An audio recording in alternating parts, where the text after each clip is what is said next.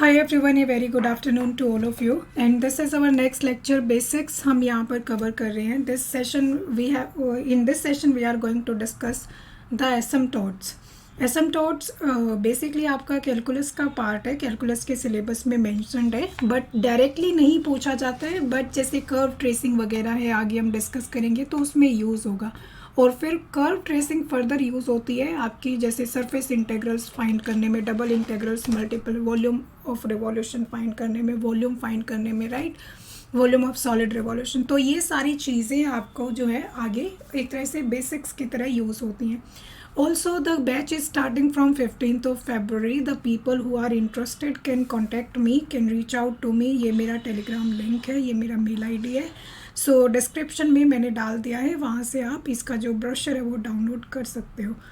चलो आगे कंटिन्यू करते हैं, एसिम्पटोट्स डिस्कस करते हैं और क्विकली इसको फिनिश करते हैं. These are the other details of the course, some of the frequently asked questions.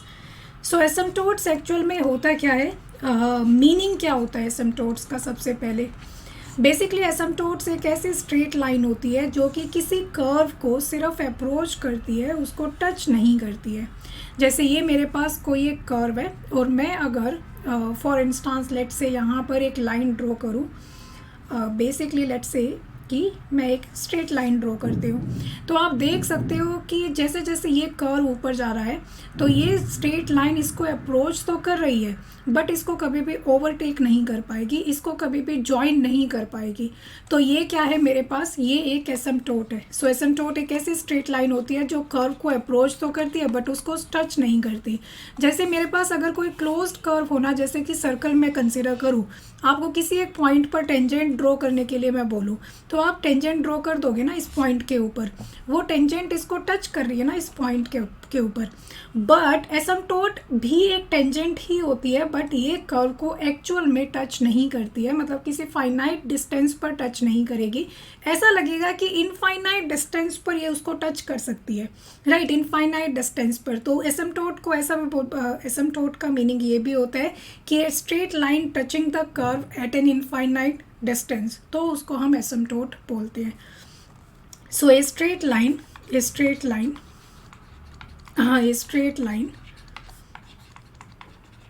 that approaches a curve that keep knotting it down. Knots अपने बना के रखो, अपना proper manner में लिखो. Straight line that approaches the curve but never touches it at a finite distance.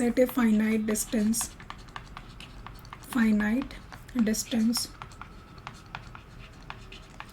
is called the asymptote.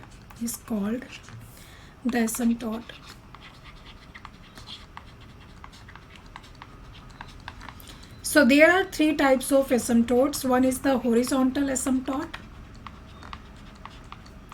second one is the vertical asymptote, and the third one is the oblique asymptote.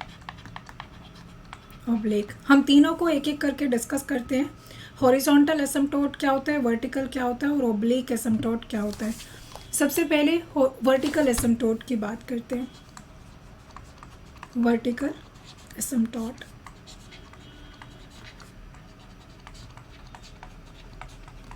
Vertical line क्या होती है, everyone knows ना. Vertical line अगर मैं आपसे बोलूँ कि ये एक लाइन है, ये आपके पास एक्स एक्सिस है, ये आपके पास वाई एक्सिस है, इस लाइन की इक्वेशन क्या होगी, इसका मतलब यहाँ पर एक्स कोई एक फिक्स वैल्यू ले रहा है, एक्स इज इक्वल टू ए, है ना. तो अगर कर्व मेरे पास है यहाँ पर तो कर्व की वैल्यू क्या होगी, as x goes to a, limit x goes to a, f of x क्या होगा, इनफाइनाइट होगा ना. जैसे जैसे एक्स ए के इक्वल है तो F of x approaching to infinite. Basically ये दोनों पॉइंट इनफाइनाइट डिस्टेंस पर एक तरह से मिलेंगे, ऐसा लगता है, राइट. तो एफ ऑफ एक्स की वैल्यू इनफाइनाइट कब होगी, when x is equal to a, when x approaches to a, right. अब ये क्या है, वर्टिकल एसिम्पटोट है. मतलब वर्टिकल एसिम्पटोट निकालने का तरीका क्या होता है, जैसे मैं आपको एक फंक्शन दूँ f of x is equal to x upon x minus 1, तो आप क्या कर दो, डिनोमिनेटर को 0 के इक्वल पुट कर दो, x माइनस 1 को 0 पुट करोगे तो it implies x is equal to 1. So x is equal to 1 क्या है, इसका एक वर्टिकल एसिम्पटोट है. जब आप लिमिट निकालोगे limit x goes to 1 f of x, तो क्या आएगा answer, is equal to 1/0 which is equal to infinite, right. तो इस तरह से आप वर्टिकल एसिम्पटोट फाइंड कर सकते हो by taking limit x tends to. इसका एक और तरीका होता है वर्टिकल एसिम्पटोट फाइंड करने का, वो भी हम डिस्कस करेंगे, राइट। अभी सिर्फ समझ लो हॉरिजॉन्टल एसिम्पटोट क्या होता है। हॉरिजॉन्टल एसिम्पटोट, हॉरिजॉन्टल मतलब एक हॉरिजॉन्टल लाइन होती है, एक हॉरिजॉन्टल लाइन। जैसे मान लीजिए कि आपके पास ये एक कर्व है, लेट्स से कि ये एक कर्व, कोई भी एक कर्व हो सकती है इस टाइप से, राइट। तो इसका मतलब आप यहाँ पर जैसे ये थोड़ा सा और इसको फेयर ड्रॉ करते हैं हॉरिजॉन्टल एसिम्पटोट में। जैसे मान लीजिए कि एक कर्व है आपके पास, है ना, यहाँ पर मैं एक हॉरिजॉन्टल लाइन ड्रॉ करती हूँ। तो ये लाइन क्या है, ये लाइन एक्चुअल में इस कर्व को टच नहीं कर रही है, बट इनफाइनाइट डिस्टेंस पर ऐसा लगेगा कि ये जो लाइन है ये इस कर्व से मिलेगी एक तरह से, राइट। तो ये क्या मेरे पास ये एक हॉरिजॉन्टल एसिम्पटोट है। हॉरिजॉन्टल एसिम्पटोट कैसे निकालते हो, हॉरिजॉन्टल लिमिट आप लो, limit x tends to infinite. इसका मतलब है देखो हॉरिजॉन्टल एसिम्पटोट का मतलब है जैसे जैसे एक्स इनफाइनाइट वैल्यू लेता जाएगा, जैसे जैसे एक्स इनफाइनाइट वैल्यू लेता जाएगा, ये जो लाइन है ये इसको अप्रोच करती जाएगी। जैसे जैसे एक्स इनफाइनाइट वैल्यू लेगा तो ये लाइन इसको अप्रोच करेगी।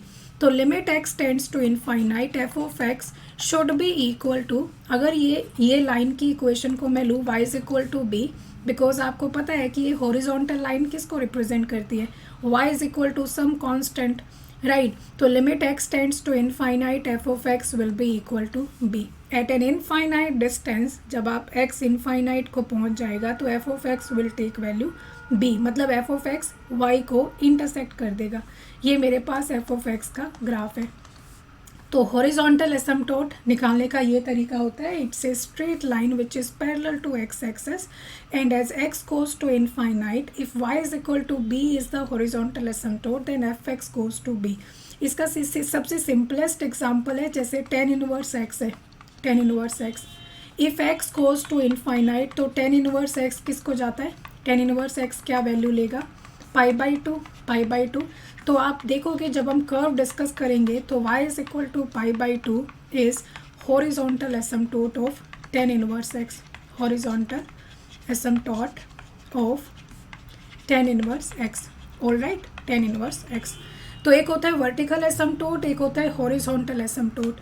Vertical asymptote x is equal to some constant होता है। तो ये एक वर्टिकल लाइन होती है जो कि कर्व को अप्रोच तो करती है बट उसको एक तरह से इंटरसेक्ट नहीं करती है, इनफाइनाइट डिस्टेंस पर इंटरसेक्ट करती है, राइट। तो वर्टिकल एसिम्पटोट निकालने के लिए आप क्या करोगे, डिनोमिनेटर को 0 के इक्वल पुट कर दो किसी एक फंक्शन में, जो फंक्शन आपको गिवन है वहाँ से आपको वर्टिकल एसिम्पटोट मिल जाएगा। हॉरिजॉन्टल एसिम्पटोट एक हॉरिजॉन्टल लाइन होती है, मतलब y is equal to some constant होती है, it is parallel to x axis, basically इस तरह से। तो ये निकालने का तरीका क्या होता है, whenever x goes to infinite F of x will take some constant value, और वो जो कांस्टेंट वैल्यू है y is equal to that constant is basically the horizontal asymptote. Okay, अब आपके पास ये तो हो गया सिंगल वेरिएबल में। अब यूपीएससी आपको सिंगल वेरिएबल के क्वेश्चंस नहीं देता है, सिंगल वेरिएबल हम लोग 12th तक डिस्कस कराए, उसके लिए हमें सिर्फ एसिम्पटोट समझना काफ़ी था उनकी हेल्प से।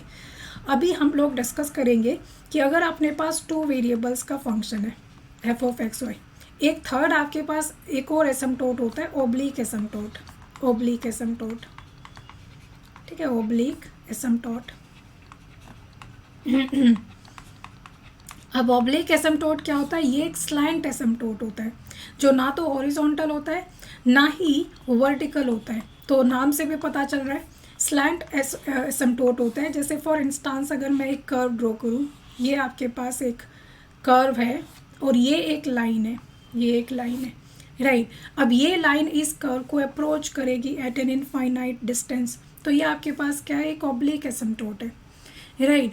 तो ऑब्लिक एसिम्पटोट बेसिकली स्लैंट एसिम्पटोट होता है। इसके कई सारे एग्जांपल्स एग्जिस्ट कर सकते हैं। जैसे फॉर इंस्टांस अगर मैं कोई एक कर्व कुछ इस तरह से ड्रॉ करूं और ये मान लो कि मेरे पास मैं एक लाइन ड्रॉ करूं, तो इसमें ज़्यादा क्लियरली आपको समझ में आएगा।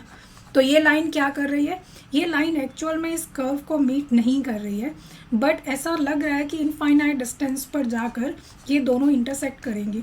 तो ये टेंजेंट एट इनफाइनाइट बन जाएगी. Asymptote is basically the tangent at infinite.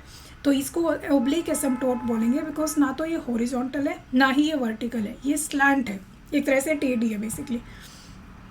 Clear है. तो ये आपको इसमें ध्यान रखना है. तो चलिए डिस्कस करते हैं कि एसिम्प्टोट्स फाइंड कैसे करते हैं अगर आपके पास 2 वेरिएबल्स में फंक्शन गिवन होता है. तो f of x y is equal to 0 is the given equation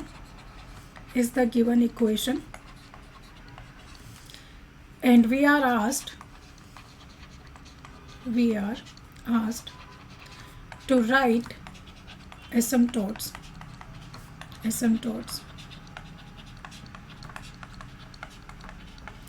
तो algorithm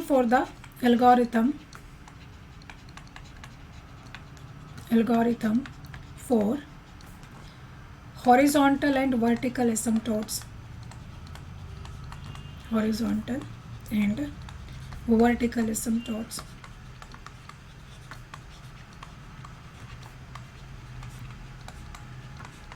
So step one, equate the coefficient of highest power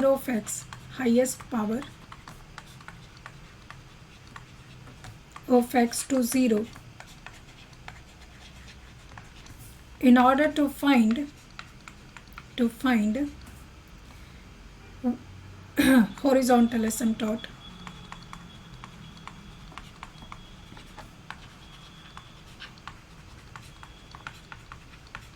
Or asymptote parallel to x-axis.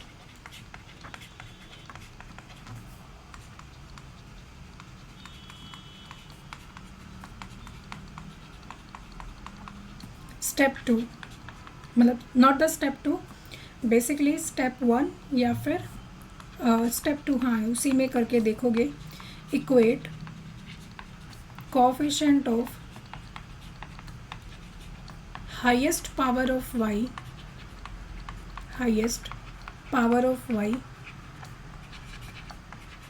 to 0 to find asymptotes parallel to y-axis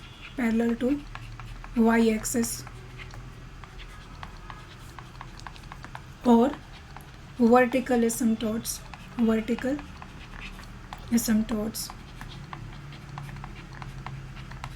So horizontal asymptote के लिए क्या करोगे? Horizontal means the asymptotes parallel to x-axis, right? इस type का जो asymptote होता है. तो इसके लिए आप क्या करोगे? जो x की सबसे हाईएस्ट पावर है, the highest look for the highest power of x term, उसका जो कोफिशिएंट है, put that coefficient equal to 0.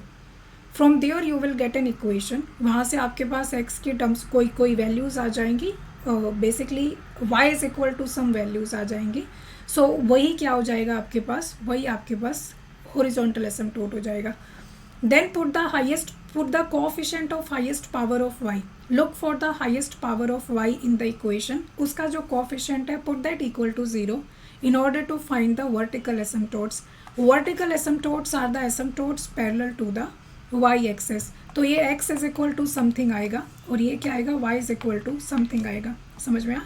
So horizontal के लिए x की जो highest power है उसका coefficient को 0 को equate करना है, और जो वर्टिकल एसिम्प्टोट है उसके लिए जो y की हाईएस्ट पावर है उसका जो कोफिशिएंट है, put that coefficient equal to 0.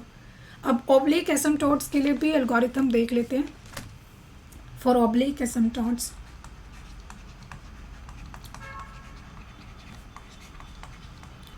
Because आपको जो क्वेश्चन आता है उसमें आपको सारे पॉसिबल एसिम्प्टोट्स फाइंड करने होते हैं, बी इट हॉरिजॉन्टल, वर्टिकल और ऑब्लिक. तो एक ही क्वेश्चन में you have to apply both the algorithms. So your step 1 should be, step 1 is write the equation f of xy is equal to 0 as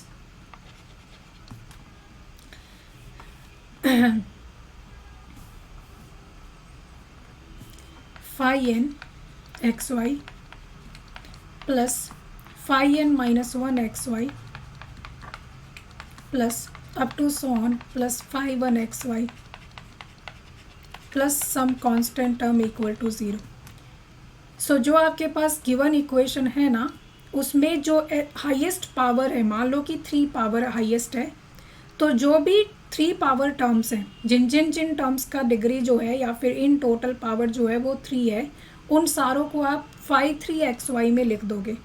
उसके बाद सिमिलरली phi 2 xy, जो terms का power in total जो degree है या power है वो 2 है, उनको phi 2 xy में लिख दोगे. सिमिलरली इस तरह से आपको प्रोसीड करना. अगर 4 डिग्री हाईएस्ट है तो पहले जिन टर्म्स की पावर 4 है, तो इन टोटल का मतलब समझ रहे हो, जैसे एक्स स्क्वायर वाई स्क्वायर है तो इसकी टोटल डिग्री क्या है, 4 है, right. X to the power 4 की डिग्री क्या है, 4 है. तो जिन का 4 पावर है वो सारे phi 4 में लिखे जाएंगे. फिर phi 3 में बेसिकली आपको डिग्रीज के हिसाब से उस इक्वेशन को सेपरेटली कर देना है, ब्रेक कर लेना है, right. And your step 2 would be put x is equal to 1 and y is equal to m. Y is equal to m in the equation, इस equation में, in the equation m, in the equation 1. Step 3.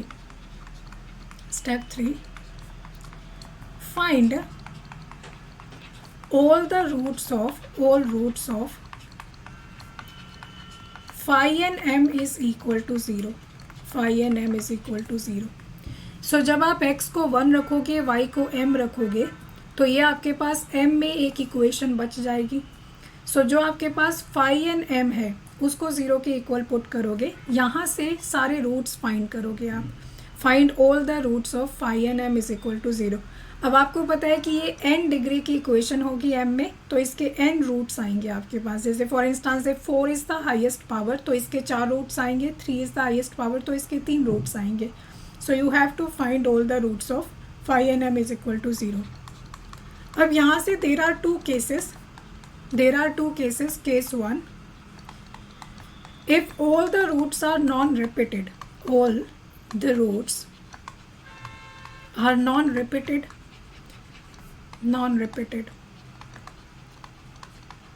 Right. For instance आप मतलब आपके distinct roots आ रहे हैं, जैसे 4 degree है तो m1 m2 m3 m4 चारों क्या है, डिस्टिंक्ट वैल्यूज़ हैं. तो सारे रूट्स नॉन रिपीटेड है, मतलब सारे डिस्टिंक्ट हैं. Then the value of c is given by ध्यान देना, c phi n dash m plus phi n minus 1 m is equal to 0. सो यहाँ से c की वैल्यू क्या आ गई, minus phi n minus 1 m divided by phi n dash m. अब आपको पता है phi n dash m should not be 0, right, because c is a finite value. phi n dash m should not be equal to 0.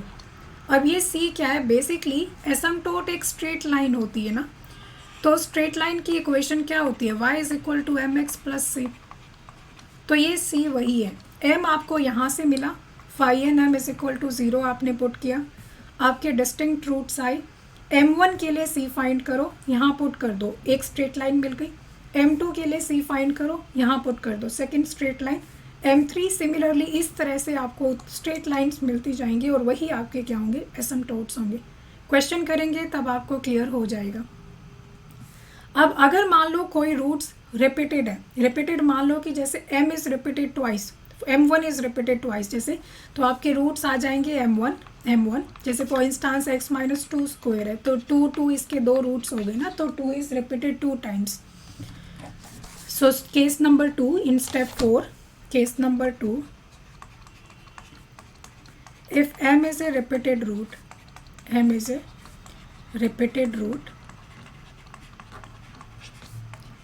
occurring twice,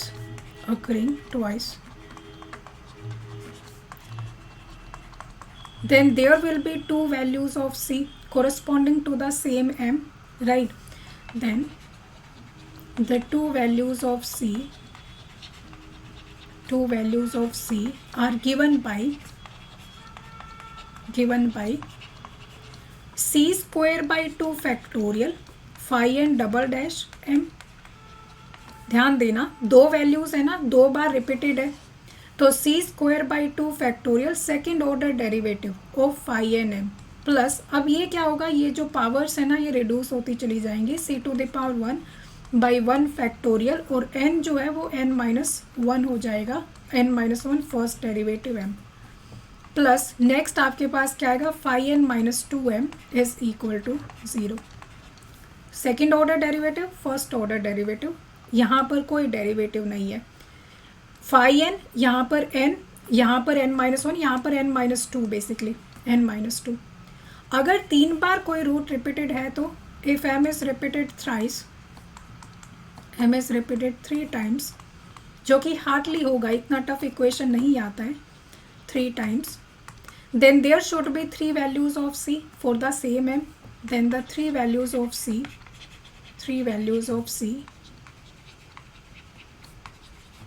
are given by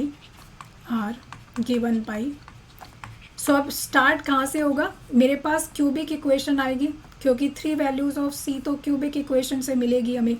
यहाँ पर quadratic equation है तो आपको 2 values मिलेंगी सी की, तो यहाँ से c cube by 3 factorial phi n, और कितने order derivative, third order derivative, plus ये रिड्यूस होती चली जाएगी पावर के साथ साथ यहाँ पर n जो है वो भी रिड्यूस होता चला जाएगा, double derivative m plus c by 1 factorial phi n-2 first order derivative, plus last में phi n-3m and this is equal to 0। From here you will get this cubic equation, आप इसके रूट्स फाइंड करोगे, सी की values मिल जाएंगे। Step number 5, simply the asymptotes are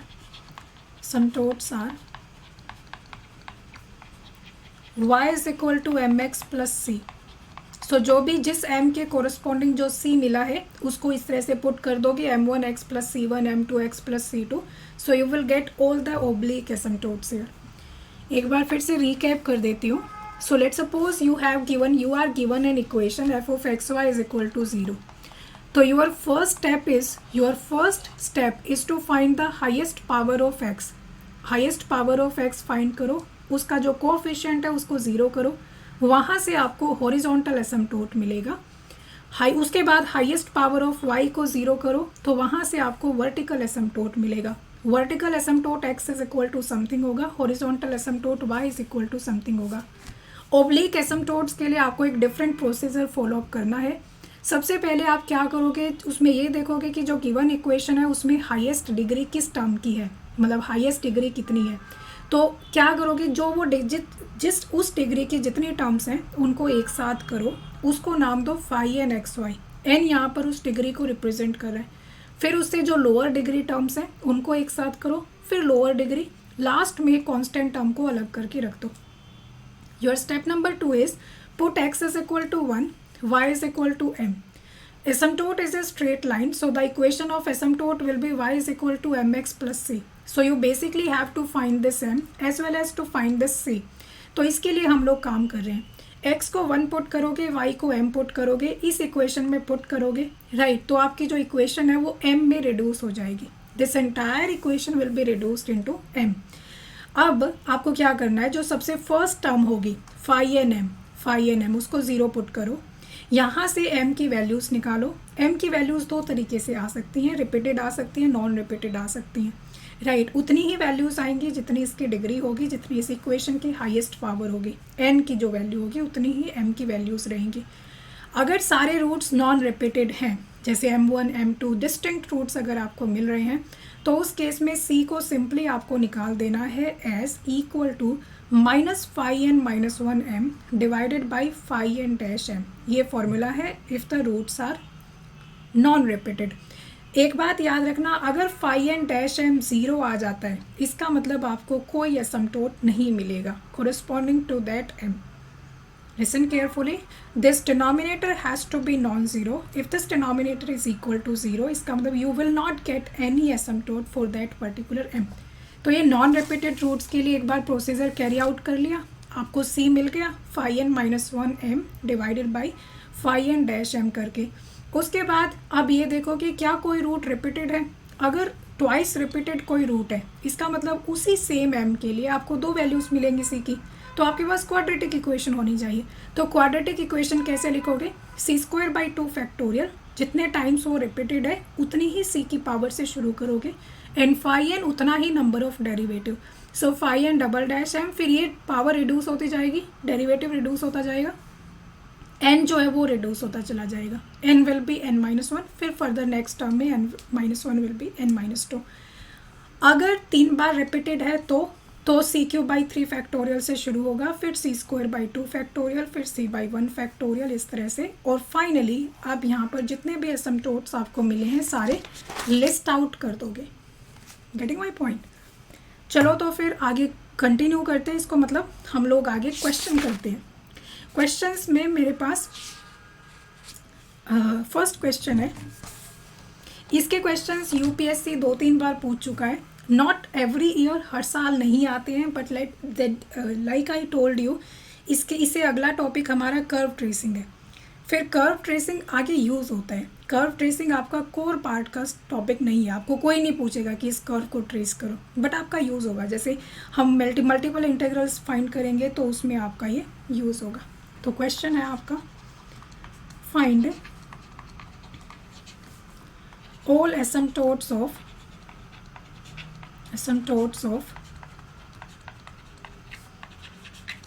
y³ plus x² plus 2xy² minus y plus 1, ये आपके पास equation है। सो मैंने कहा था पहला स्टेप है हाईएस्ट पावर ऑफ x। देखो हाईएस्ट पावर ऑफ x यहाँ पर क्या है, x की हाईएस्ट पावर है ही नहीं, अकेला x नहीं है ना, कोफिशिएंट ऑफ। अब y की हाईएस्ट पावर देखो, y की हाईएस्ट पावर ऑफ x ये है ना, x² है बेसिकली, सॉरी अकेला नहीं है, अकेले की ज़रूरत नहीं है। जो भी x की हाईएस्ट पावर टर्म है ना वो देखनी है। अब यहाँ पर 1 है x की पावर, यहाँ पर 0 है, यहाँ पर 0 है, यहाँ पर 2 है ना, तो x² y में हाईएस्ट पावर है x की 2, इसका कोफिशिएंट क्या है y, है ना। So coefficient of x² is y. Put that equal to 0. Put this coefficient equal to 0. Y is equal to 0 is horizontal asymptote. Horizontal asymptote. ठीक है, मैंने बताया था horizontal asymptote. Y is equal to some constant, तो एक horizontal line होगी ना, तो y यही आपका क्या है, horizontal asymptote है।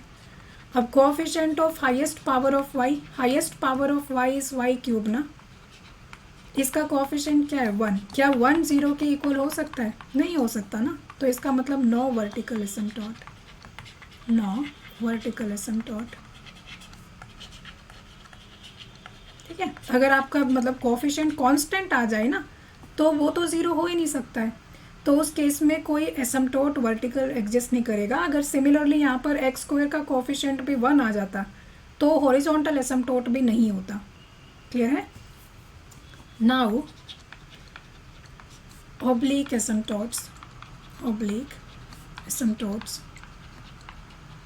सो ऑब्लिक एसिम्पटोट्स में मैंने क्या बोला था, सबसे पहले ये देखो कि जो गिवन फंक्शन है उसकी हाईएस्ट पावर क्या है, f of x y is equal to 0, इसकी हाईएस्ट पावर क्या है, यहाँ पर 3 डिग्री है, यहाँ पर 3 डिग्री है, यहाँ पर 3 डिग्री है, यहाँ पर 1 डिग्री है, यहाँ पर बेसिकली 0 डिग्री है, मतलब ये तो कांस्टेंट टर्म है। तो हाईएस्ट डिग्री क्या है, 3 है ना, तो आपको 5-3x लिख देना है, 5-3xy। सो 5-3xy में वो सारी टर्म्स आएंगी जिनकी डिग्री 3 है, तो y³ 3 डिग्री टर्म है, 2 + 1 ये भी 3 डिग्री टर्म है, तो plus x² y as well, ये भी 3 डिग्री टर्म है, plus 2xy²। Now what is 5-2xy, जो 2 डिग्री टर्म्स हैं जिनकी डिग्री 2 है, आपको लिखना है। फिर बेचाए मतलब आपको दिख रहा है कि इसमें कोई 2 डिग्री टर्म है ही नहीं, किसी भी टर्म की डिग्री 2 नहीं है, तो ये 0 आ गया।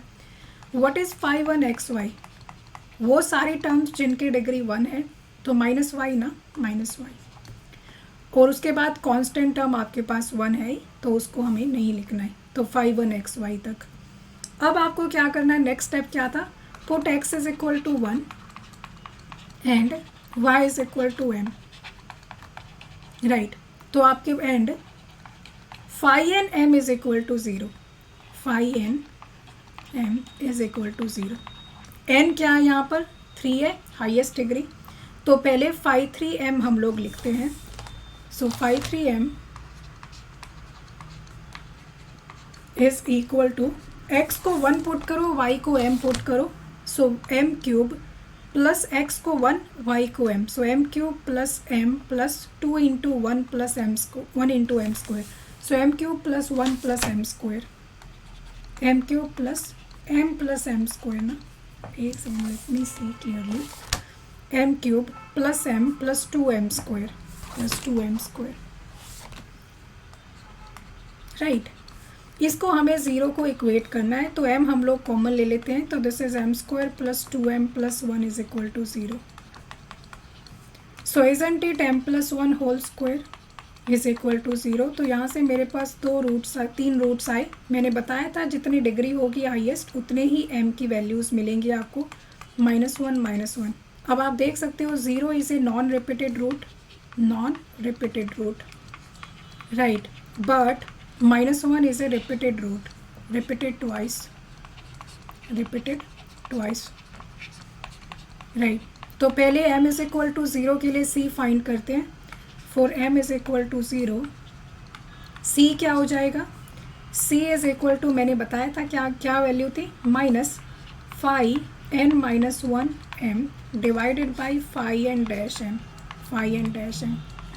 n माइनस एन क्या है यहाँ पर 3 है, n बेसिकली जो हाईएस्ट पावर है, हाईएस्ट डिग्री जो है इक्वेशन की, तो minus phi 2m divided by phi 3 dash m, so what is minus phi 2m, minus phi 2m निकालो। अब फाई 2xy तो 0 है ना, तो फाई 2m भी क्या आ जाएगा, 0 ओनली, है ना। फाई 2 अगर 0 नहीं होता तो आप पुट करते फाई 2m, मतलब x को 1 पुट करते, y को m पुट करते, तो फाई 2m निकालते उस केस में। So this is equal to 0 and what is phi 3 dash m, derivative of phi 3m with respect to m, तो ये क्या आ जाएगा 3m square plus 1 plus 4m, तो आंसर क्या है 0। सो इसका मतलब क्या है, c is equal to 0 for m is equal to 0। तो यहाँ से एसिम्पटोट क्या मिला, y is equal to M x plus c में पुट करो, m 0 है, c भी 0 है, so it implies y is equal to 0 is the asymptote. तो यहाँ से ओब्लिक एसिम्पटोट आपको यही मिला है, कोई नया नहीं है ये, है ना। अब m is equal to -1 put करते हैं, m इज इक्वल टू -1 के लिए you should have 2 values of c because it is repeated twice. Now for m is equal to -1, मैंने बताया था अगर रूट आपका ट्वाइस रिपीटेड है, रिपीटेड ट्वाइस, तो उसमें हम लोग क्या करते हैं, c² by 2 factorial and phi 3 double derivative, जितनी पावर है उतना ही derivative, phi 3 double dash m plus power decrease होती जाती है, डेरिवेटिव जो है वो भी, और ये 3 क्या हो जाएगा 2 हो जाएगा, फाई 2 डैश m, उसके बाद last term is phi 1 m only is equal to 0। Put करते हैं c² by 2 factorial, what is phi 3 double dash m, phi 3 dash m का double derivative, so phi 3 dash m was equal to 3m square plus 1 plus 4m, so what is phi 3 double dash m is equal to 6m plus 4 ना, 6m plus 4, तो ये put करते हैं 6m plus 4, अब phi 2 dash m तो 0 ही आएगा because phi 2m is 0, तो c by 1 factorial into 0। Now what is phi 1m, हमने फाइंड नहीं किया है, तो आप क्या करना, सारे पहले फाइंड करके रख लेना। फाई 1m क्या होगा, put x is equal to 1, y is equal to m, तो माइनस m आ गया, गेटिंग माई पॉइंट। तो phi 1m is -m, so -m is equal to 0।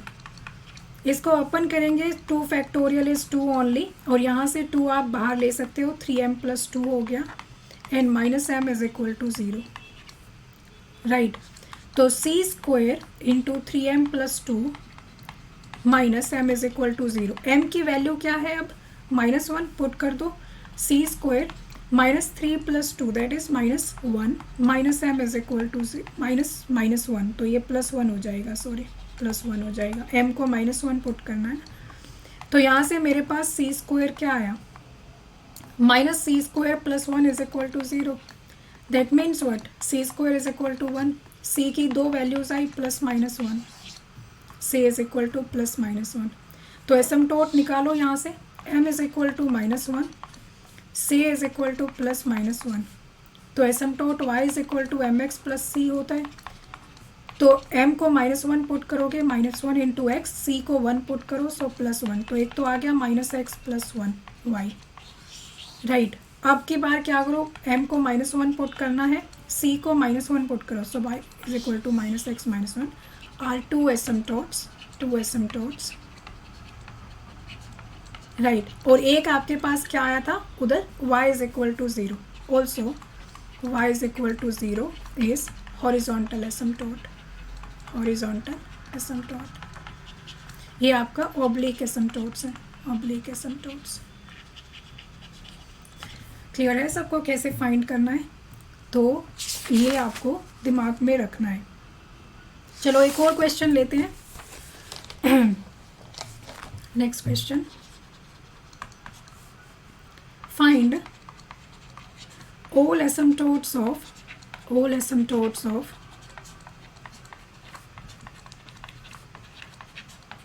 y to the power 4 minus 2xy cube plus 2x cube y minus x to the power 4 minus 3x cube plus 3x square y plus 3xy square minus 3y square y cube minus 2x square plus 2y square minus 1 is equal to 0. Solution. सो सबसे पहले x की highest power देखो 4 है, इसका coefficient -1 है. -1 0 हो नहीं सकता, तो कोई यहाँ पर हॉरिजॉन्टल एसिम्पटोट नहीं है. y की हाईएस्ट पावर 4 है, इसका कोफिशिएंट क्या है, अगेन 1 है. 1 0 हो नहीं सकता, तो कोई वर्टिकल एसिम्पटोट भी नहीं है. तो नो हॉरिजॉन्टल एंड वर्टिकल एसिम्पटोट.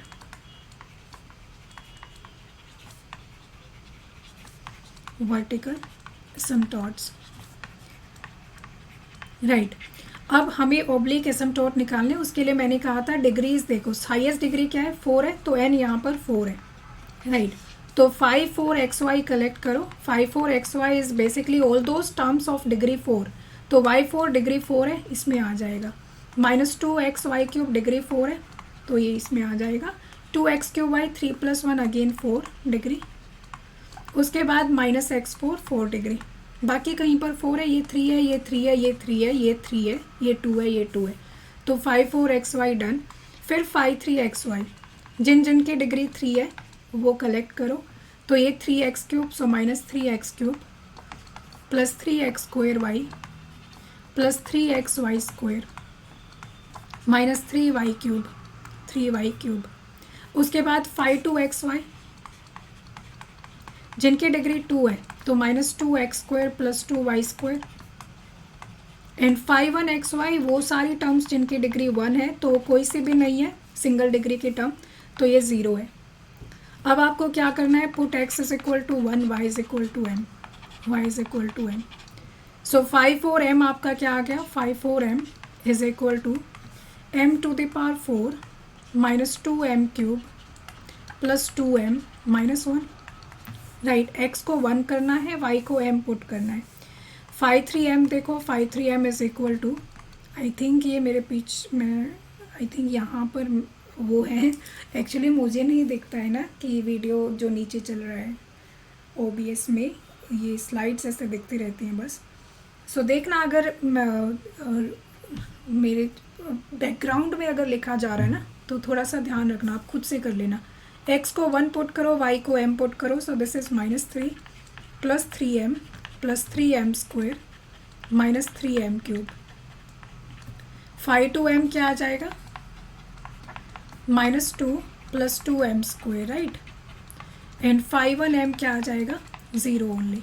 अब आपको क्या करना है, जो 5 4m है, जो 5n m है, उसको 0 पुट करो. तो m4 minus 2m cube plus 2m minus 1 को 0 पुट करेंगे. 5 4m is equal to 0. So m to the power 4 minus 2m cube plus 2m minus 1 is equal to zero, is equal to zero. इसको जब आप solve करोगे तो -1 इसका एक 1 इसका एक रूट है, 1 इसका एक रूट है और -1 पे इसका एक रूट है। तो आपके इक्वेशंस वैल्यूज़ आ जाएंगे m-1 cube into m+1 is equal to zero, इसको सॉल्व करने के बाद। सो m आपके पास क्या है, 3 वैल्यूज़ 1 1 1 आ गया और एक m क्या है, -1 है। सो -1 is basically the non repeated factor, it's the non repeated factor. ये तो सबको पता है ना कि ये रूट्स जब आपके पास डिग्री ज़्यादा होना तो रूट्स कैसे फाइंड करने, हिट एंड ट्रायल यूज़ कर लो। पहले m को 1 पुट करके देख लो, फिर m को -1 पुट करके देख लो, फिर आपको रूट्स मिल जाएंगे। 2 रूट्स मिल गए ना, तो उससे फिर डिवाइड कर दो इक्वेशन को। डिवाइड करने के बाद आपके रेस्ट ऑफ द रूट्स आ जाएंगे। ठीक है, जैसे यहाँ पर 1 पुट करते आप, फिर 2 पुट करते, 2 रूट नहीं होता। -1 पुट करते तो आपको कुछ वैल्यूज़ पुट करके देख लेनी है, 1 -1 2 -2, इस तरह से आपको डेफिनेटली कोई ना कोई रूट मिल जाएगी। -1 is the non repeated factor, 1 is the repeated factor. And ये कितने नंबर ऑफ टाइम्स रिपीटेड है, 3 टाइम्स रिपीटेड है। अब -1 के लिए c फाइंड करते हैं, c for m is equal to -1। कैसे फाइंड करना है, क्योंकि ये नॉन रिपीटेड है तो इसका सीधा सा फॉर्मूला है c is equal to phi-n-1 with the negative sign phi-n-1 m divided by phi-n-m, right. तो n क्या है, 4 है यहाँ पर, so minus phi-3m divided by phi-4-m। Now what is phi-4-m? phi-4-m हमारे पास है 4m cube minus 6m square plus 2। So यहाँ पर पुट करेंगे तो c is equal to phi-3m put करो। phi-3m क्या है, देखो यहाँ पर लिखा हुआ है -3 + 3m + 3m square minus 3m cube minus -3, एक बार देखने दो मुझे, phi-3m -3 + 3m + 3m + 3m square minus 3m cube. And नीचे आपको 5-4-m लिखना है, मतलब 4m cube minus 6m square plus 2। m की वैल्यू रखो, -1 पुट करेंगे तो -3 +3 एंड +3, -1 पुट किया m को। नीचे आपके पास आ जाएगा -4 -6 प्लस 2। तो देखो आंसर क्या आता है, ओ कैंसिल हो गया, 0 आया, c इज इक्वल टू 0 आया, राइट। तो y is equal to mx plus c रखेंगे, m -1 है, c 0 है, तो it implies y is equal to -x। ये आपके पास इज एन एसिम्प्टोट, ये आपके पास एक एसिम्प्टोट है। अब क्या करना है, जो m इज इक्वल टू 1 है, this is repeated 3 number of times, तो इसके लिए आप एसिम्प्टोट्स फाइंड करोगे। तो 3 टाइम्स जब रिपीटेड होता है, now for m is equal to 1, तो I need to have 3 values of c, तो क्यूबिक इक्वेशन आएगी। सो इक्वेशन कैसे बनेगी, c³ / 3 फैक्टोरियल 5-4-m, उतने ही नंबर ऑफ टाइम्स आपको डेरिवेटिव लेना है जितने नंबर ऑफ टाइम्स आपका ये पावर है, plus c² / 2 factorial 5-4-m, right. उसके बाद plus c/1 factorial 5-2-m plus 5-1m is equal to 0 in the end. Am I right? So c³ / 3 factorial is 6 basically. 5-4-m हम find करते हैं। 5-4-m था ये, तो 5-4-m क्या आएगा, 12m square minus 12m। 5-4-m third order derivative with respect to m, तो will be 24m - 12। तो वहाँ पर लिखा जाएगा 24m - 12, so this is 24m - 12 plus c² / 2 phi-3-m। phi-3-m देखो क्या आता है, ये phi-3m है, तो phi-3-m आप करोगे तो आएगा 3 + 6m - 9m स्क्वायर। जब आप phi-3-m करोगे तो आपका आएगा -18m + 6, so -18m + 6 -18m plus c/1 factorial, what is phi-2-m? phi-2 तो आपका सिंपल ही था, कहाँ है 5 2, ये रहा, -2 + 2m², तो 5 2 dash m will be 4m। अब ये बड़ा लेंदी क्वेश्चन है यार, प्लस 5m तो 0 ही, चलो छोड़ो। ओके, सो c³/6, c³/6, अब m की वैल्यू पुट कर देते ना 1, तो 24 - 12 will be 12, plus c²/2, m को 1 पुट करेंगे तो 6 - 18 that is -12, plus 4c is equal to 0। तो यहाँ से आपके पास जब हम LCM लेंगे तो बेसिकली 12c² मतलब 3/6 c³ minus 3/2c² plus c, मैंने 4 कॉमन ले लिया, इज इक्वल टू 0, राइट। सो यहाँ से अब इसको सॉल्व करना है आपको, LCM ले लो, और क्या कर सकते हैं, तो 2 LCM आ जाएगा, सो c³ minus 3c² plus 2c is equal to 0, right. c हम बाहर ले लेते हैं, तो c² minus 3c plus 2 is equal to 0, isn't it. c into ये आपके पास क्या है, c - 1 इंटू c - 2, बस, तो फिर इज इक्वल टू 0। तो यहाँ से आपके पास 3 वैल्यूज़ आई, एक c इज इक्वल टू 0 आया, एक c इज इक्वल टू 1 आया, एक c इज इक्वल टू 2 आया। m क्या आपके पास 1 है ना, तो एक एसिम्प्टोट आपका हो जाएगा y is equal to mx plus c ना, तो एक तो y is equal to x हो गया c इज इक्वल टू 0 के लिए, और एक आपके पास x प्लस 1 हो जाएगा, और एक आपके पास x प्लस 2 हो जाएगा, और वहाँ पर क्या आया था, y is equal to -x आया था। तो ये 4 एसिम्प्टोट्स हैं इस इक्वेशन के, there are 4 asymptotes of this equation. So 2020 में UPSC ने क्वेश्चन पूछा था, आप ट्राई करना 2020 question, 2x plus 3 into Y is equal to x minus 1², find asymptotes, find asymptotes.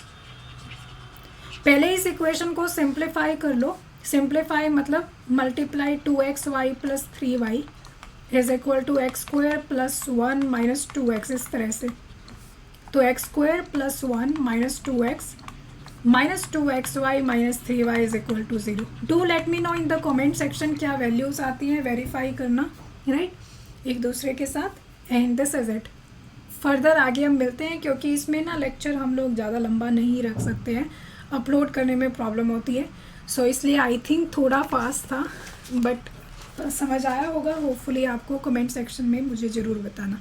Thanks a lot, thank you so much, bye everyone, take care.